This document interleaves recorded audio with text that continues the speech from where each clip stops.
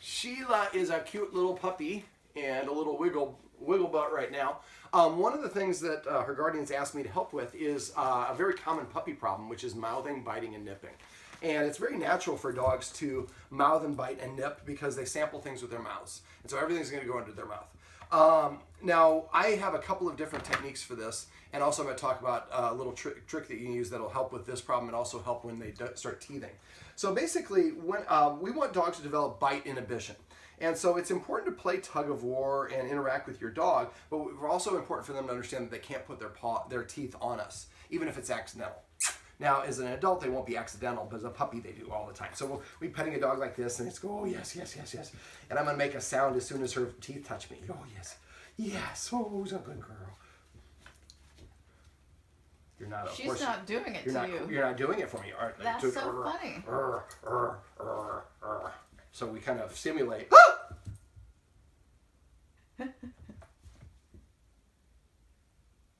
So I yelp, and then I freeze for a second. You saw she froze. And then she came back and she said, are you okay? Well, what we're saying, when you're going to see this when she's in her puppy class, is she'll bite another dog will bite her too hard, and one of them will yelp. They'll both freeze for a second.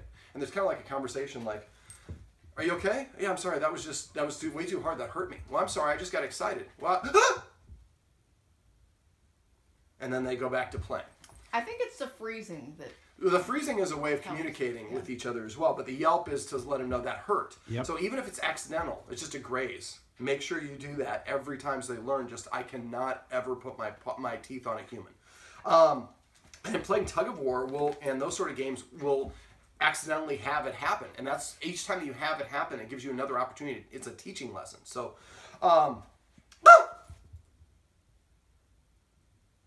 there you go. Okay, so the first way I do it is I yelp like that. The second thing I do is you want to redirect. Now, if I was the cameraman over there, if I asked him to hand me something on the couch and he handed it to me, I would be like, how lame.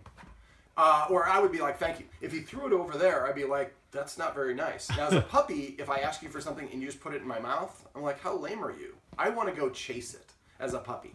So for humans, what we would like, the dogs would not like. So if the dog's chewing on me, I just take something out and stick it in its mouth, it's not going to want that because I'm having fun chewing on your skin, which tastes good. We have sweat and all the rest of that stuff. And you're just giving it to me. Dogs like to take things. So what I would do, come here, puppy. So when the dog is nipping at me, or if it's nipping, and she's not right now, but if she is, what I would do then is I pull out a bully stick or an antler or a nylabone. And then what I would do is kind of like tease her with it a little bit. If I just give it into her mouth, she won't be interested in it. So I'm going to tease her, get her interested, and then I'll let her latch onto it. And when she does, I'm going to let her pull it away. Now she feels like she won a trophy. She's going to go chew. We've redirected her to chewing an appropriate object. Now the very next thing I'm going to do is I'm going to grab another one of these things and I'm going to put it in my back pocket so that I always have one with me, because when she does it, you need to be quick in your timing. You have about 3 seconds to correct or reward your dog for them to make the connection. So if I have to go looking for one, I'm going to blow that 3-second window. So immediately put one in your pocket. And I also like to use antlers and nylabones. Nylabones should be rigid. You shouldn't be able to bend them at all. They usually look like a cartoon bone that no actual bone looks like, and they usually come in a pack of 3. One's a cookie, one's bendable, and one's rigid. The rigid ones come in different flavors. But you can order just a single, and I would have a couple of those. Antlers are expensive. Antlers that are cut along the axis will be a little bit more appealing to the dog at first, but eventually you want to keep them intact all the way around because they'll last a little bit longer. They're expensive, but it's cheaper than replacing your couch. Right. So redirecting your dog to appropriate chew toys is really important.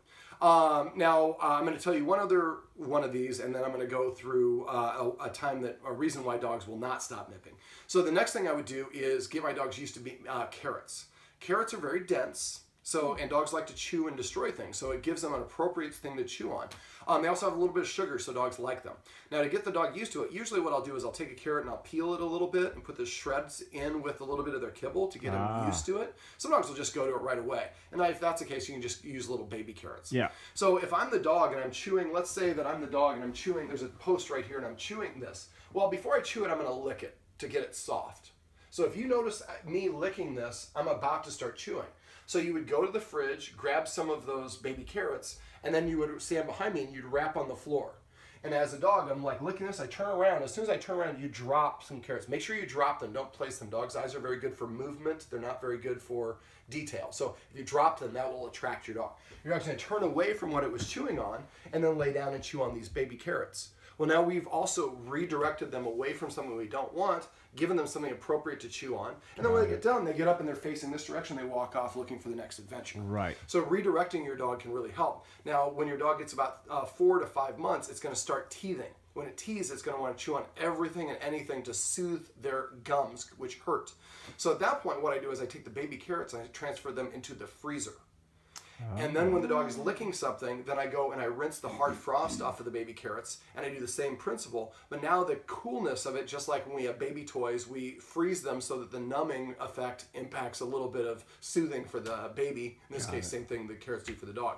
And then as an adult, I give my dogs just full carrots every once in a while as like bones, and I give 4 of them, and they go off in their own corners, and they chew them up, and then demolish them into little pieces, and they eat the pieces, and then I get to see some interesting looking poop next day. Yeah. So those are ways to redirect your dog from and teach them bite inhibition and stop them from nipping and now if they bite on a piece of clothing, you can also yelp. They won't know the difference if it's getting your skin or not.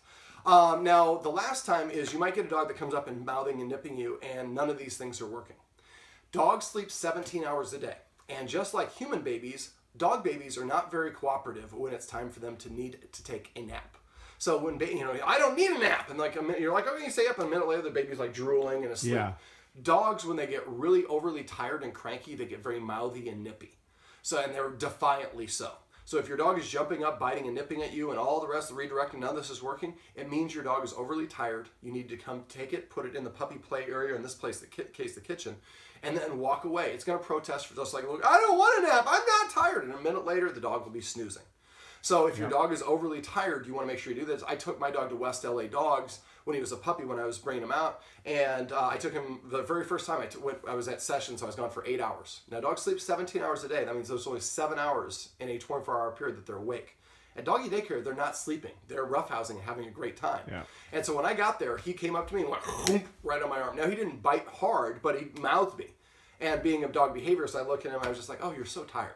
Other people are like, does that hurt? And I'm like, no, he's trying to communicate that to me. Now, a lot of times they'll do it more gruffly when they're, really overly tired. They're going to be more defiant about it. But that's how you should interpret that, and give them some sleep and then walk away. And if they're whimpering or crying, make sure they go to potty first and that they're safe and secure in there, and then don't check on them or have a security camera so you can watch without them seeing you watching. Right. All right, so these are tips and suggestions and tricks that you can use to stop your dog from, your puppy from mouthing, nipping, and biting.